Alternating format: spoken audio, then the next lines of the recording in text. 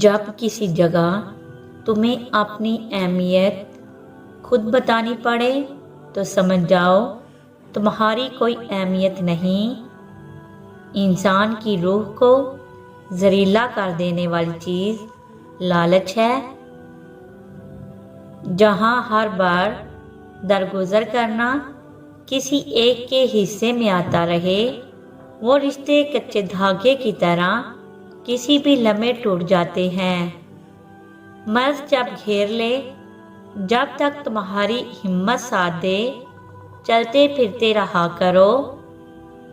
مشکل وقت تمہاری ہمت کا امتحان لینے آتا ہے۔ اللہ کریم راستے تو پہلے ہی بنا دیتا ہے، مگر عطا صرف بہتر وقت پر کرتا ہے۔ زندگی کے جس مقام پر ہو اسے تسلیم کر لو، اور یہ بھی تسلیم کر لو کہ یہاں تم خوش نہیں رہو گے۔ لڑائی کے درمیان کچھ دیر وقفہ کر لیا جائے تو یہ بھی بہترین حکمت کے مترادف ہے۔ صبر رکھنے والے ہمیشہ کامیاب ہوتے ہیں، بس تو بھی صبر سے کام لے۔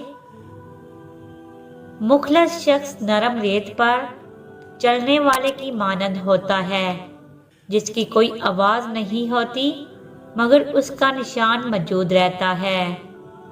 نمازیں پڑھنے اور صدقہ خیرات کرنے کے باوجود اگر زندگی میں سکون نہیں تو نیتوں کو ٹھیک کرو۔ نیت ٹھیک تو بیڑا پار۔ اپنی عزت کروانا چاہتے ہیں تو ہر کام میں منظم رویہ اختیار کریں۔ جب غلط فہمیوں کو دور نہ کیا جائے تو وہ نفرتوں میں تبدیل ہو جاتی ہیں۔ جینا سیکھنا ہے تو سمندر سے سیکھو، جو چپ چاپ اپنی موج کے اندر رہتا ہے۔ زندگی میں غلطیاں بھی ہوں گی، غلط بھی سمجھا جائے گا، یہ زندگی ہے۔